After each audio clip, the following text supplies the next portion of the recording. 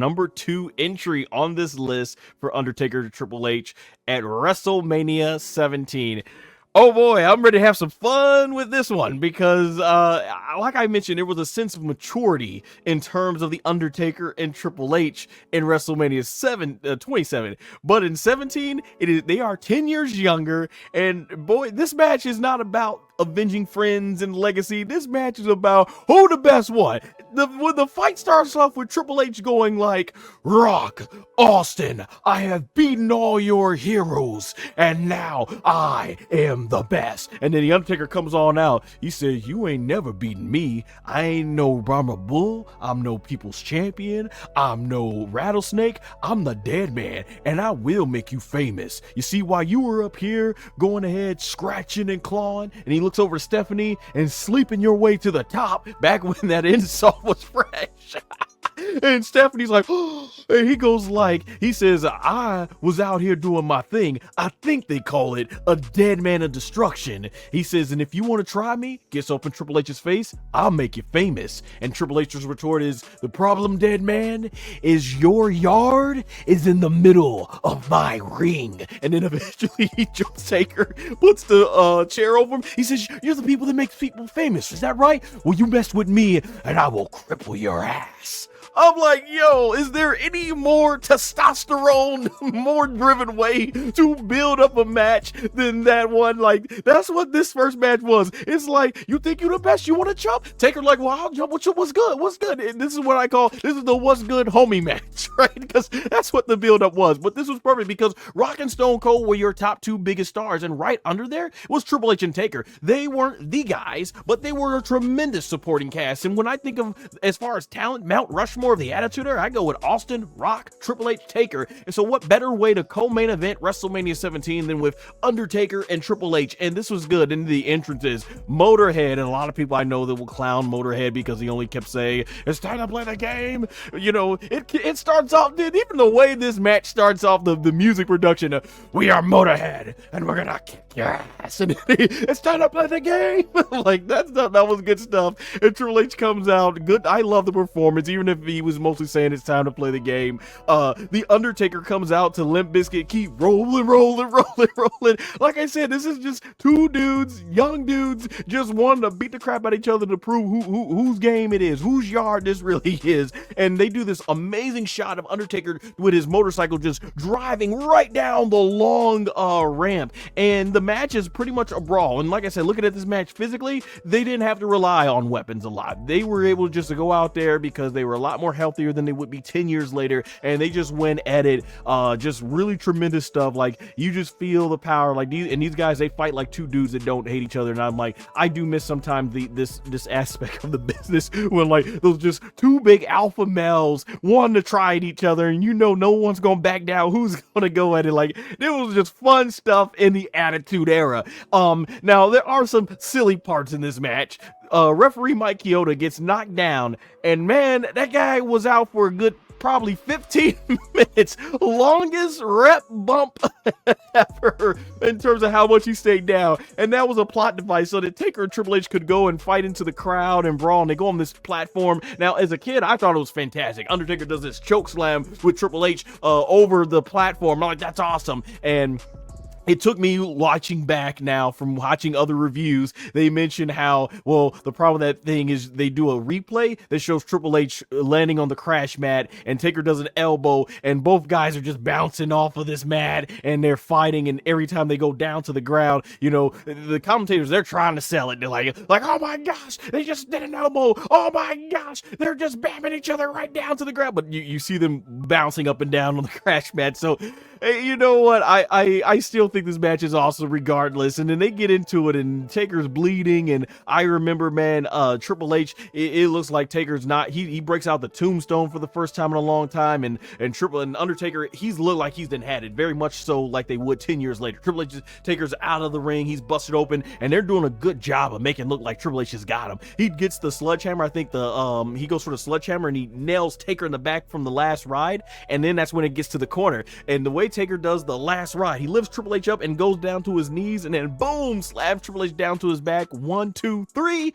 Taker becomes 9-0 and rides literally off into the sunset for this match at WrestleMania 17. What a fun match. Like, I like Rock and Austin's match at WrestleMania 17, but this was good. Like, this was also like just as a swan song to the Attitude Era, Undertaker with Triple H. This was cool because it's like the first big program they had one-on-one as established main eventers. This was fun. It was a lot of fun to go back and watch. I do agree it's my second favorite. I even enjoyed it more than the end of an era match. I know that will probably be a controversial statement because of the emotion that one brings, but I think in terms of just the action we got here, man, this was fantastic. I can't say enough good things about it. It's a fun time. It's the funnest, I think, of the Undertaker and Triple H. It doesn't put me on the emotional roller coaster that the other two do, but it was certainly a fun one indeed.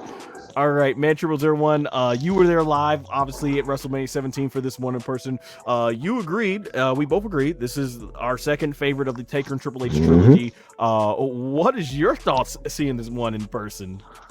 Okay, seeing this one in person is like this. From where I was sitting, I'm just over there and I'm looking. You know, it's like when you're sitting there, you got to like follow where they're at, or you got to look at the Tron. And, you know, so for me, part of this was spent looking at the Tron, looking at the big old screen up top. And, you know, and you go there and you see those things. And I'm just there and I see, you know, Rock and, you know, and Austin, you know, on the main event. But we see Triple H and the Undertaker, and we're like, okay, what are they going to do? Like earlier, you kind of flubbed on it, and you said you think a dead man knows a decade of destruction. See, that right there is a decade of destruction. And, you know, and he says, you see, I heard you're a man that makes people famous. Well, I'm going to be made, you see, well, I'm famous too. I'm going to be made famous for crippling your ass, as he has him there.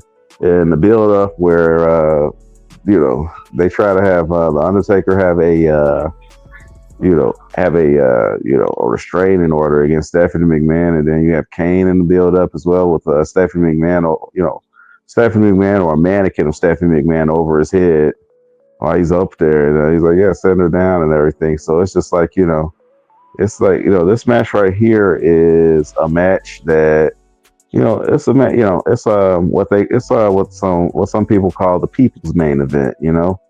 It was called main event, but this right here is what's called people's main event, you know? Like, it's not, you know, it's not quite on the level of importance that Rock and Austin was, but it was fun.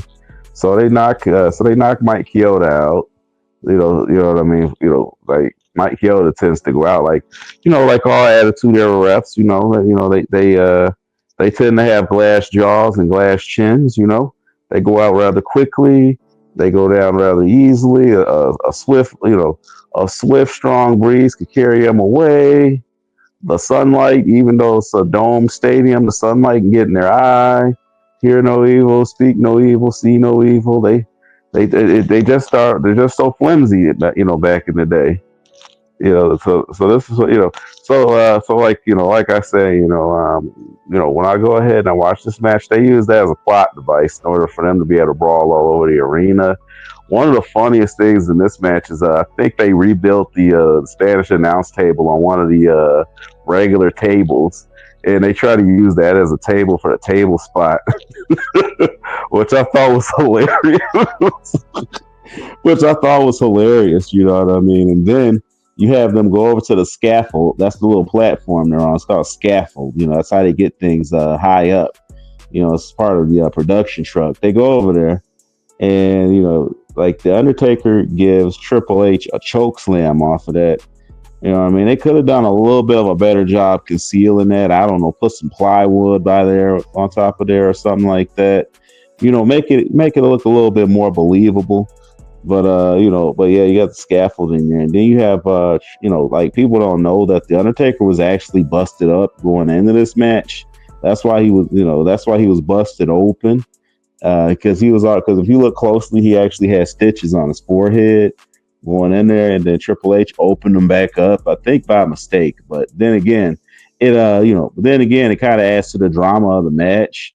And then you know, then he's in the corner giving him the 10 punches, But also, and then he wins the match with the get the F down last ride.